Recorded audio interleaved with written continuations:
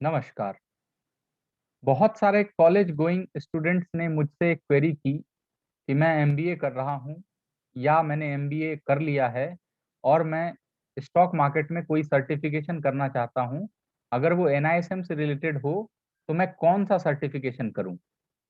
इसी सवाल का जवाब आज के इस वीडियो में मैं बताने जा रहा हूँ। हो सकता है कि इस वीडियो को देखने के बाद आपको एनआईएसएम का कौन सा सर्टिफिकेशन करना है, ये आपको समझ में आ जाएगा। तो सबसे पहले मैं बात करूं कि क्या एनआईएसएम सर्टिफिकेशन करने लायक भी है या नहीं है। तो तीन चीजें हैं जिसको मैंने फोकस में रखा है जनरली स्टूडेंट्स के पर्सपेक्टिव से, कि कोई भी स्टूडेंट जो एमबीए कर रहा है या उसने एमबीए अगर कंप्लीट कर लिया है तो उसको तीन चीजें जरूरी होती हैं। सबसे पहली चीज कि उसे जॉब चाहिए। तो जॉब के लिए 100% ये सर्टिफिकेशन जो है ये आपको जॉब में असिस्टेंस जरूर प्रोवाइड करेगा।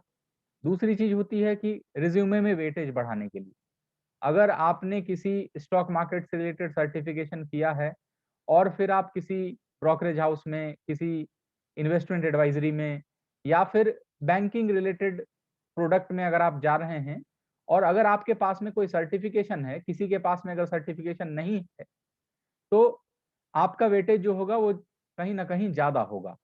तीसरी चीज होती है नॉलेज के प्रोस्पेक्टिव से।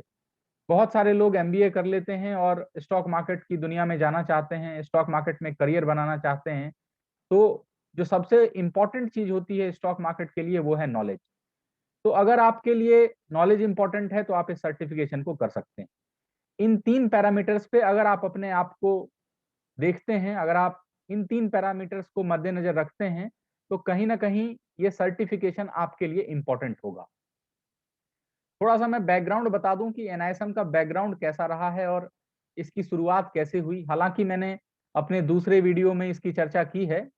ऊपर आए हुए आई बटन पे आप क्लिक करेंगे तो आपको वो वीडियो मिलेगा, आप चाहें तो उस वीडियो को देख सकते हैं। सबसे पहली चीज ये है कि एनआईएसएम का जो सर्टिफिकेशन है वो ऑथराइज्ड है और ये जो इंस्टीट्यूट है ये सेबी के द्वारा बेसिकली एस्टेब्लिश किया गया था ताकि एजुकेशन को प्रमोट किया जा सके। इस सर्टिफिकेशन की जो ऑथेंटिसिटी है ये पूरे होल ओवर इंडिया में है। आप किसी भी स्टॉक मार्केट रिलेटेड पार्टिसिपेंट्स के पास जाएंगे, चाहे वो ब्रोकर हो, चाहे वो एडवाइजर हो, चाहे वो किसी भी तरीके से स्टॉक मार्केट रिलेटेड चीजों में डील कर रहा हो, तो वो इस सर्टिफिकेशन को वैल्यू जरूर करेगा। एटलीस्ट इनिशियल पैरामीटर्स पे, इनिशियल लेवल के जॉब के लिए इस सर्टिफिकेशन की वैलिडिटी आपको जरूर देखने को मिलेगी। अगर आप स्टॉक मार्केट में नॉलेज लेना चाहते हैं, अगर आपका मकसद ये है कि आप आगे चल के स्टॉक मार्केट में अपना करियर बनाएं, ट्रेडिंग करें, इन्वेस्टमेंट करें, तो भी ये सर्टिफिकेशन कहीं ना कहीं आपके लिए इंपॉर्टेंट होगा। अब बात आती है कि कौन सा सर्टिफिकेशन मुझे करना चाहिए। तो यूं तो अगर मैं बात करूं तो बहुत सारे सर्टिफिकेशन अवेलेबल हैं एनआईएसएम में, और अगर मैं बात करूं तो लगभग 25 से 26 सर्टिफिकेशन आपको एनआईएसएम में देखने को मिलेंगे।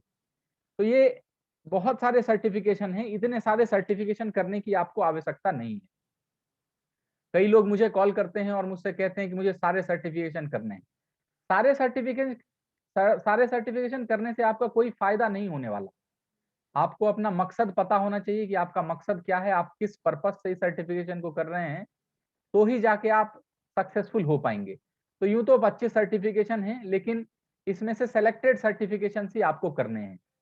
एनआईएसएम सर्टिफिकेशन के वेबसाइट की डिटेल मैं वीडियो के डिस्क्रिप्शन बॉक्स में आपको डाल दूंगा, ताकि आप चाहें तो एनआईएसएम सर्टिफिकेशन की वेबसाइट पे जाके डिटेल चेक कर सकते हैं।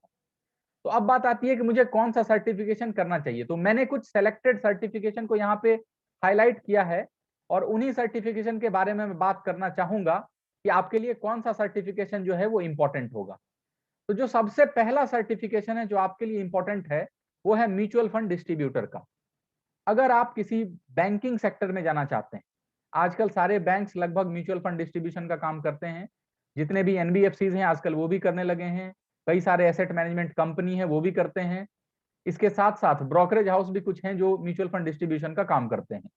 तो अगर आप म्यूचुअल फंड्स में अपना करियर बनाना चाहते हैं, उस तरफ बढ़ना चाहते हैं, तो म्यूचुअल फंड का डिस्ट्रीब्यूटर का जो सर्टिफिकेट है सीरीज 5A, वो आपके लिए इंपॉर्टेंट है। सेल्स ओरिएंटेड रोल काफी हद तक इस सेक्टर में आपको मिलता है। तो इक्विटी सेल्स का एक सर्टिफिकेशन है, जिस सर्टिफिकेशन को करने के बाद आपको सेल्स ओरिएंटेड रोल में काफी सहूलियत देखने को मिलेगी, आपको आसानी से इस तरीके का रोल मिलेगा। तीसरा जो सर्टिफिकेशन है वो है इक्विटी डेरिवेटिव का।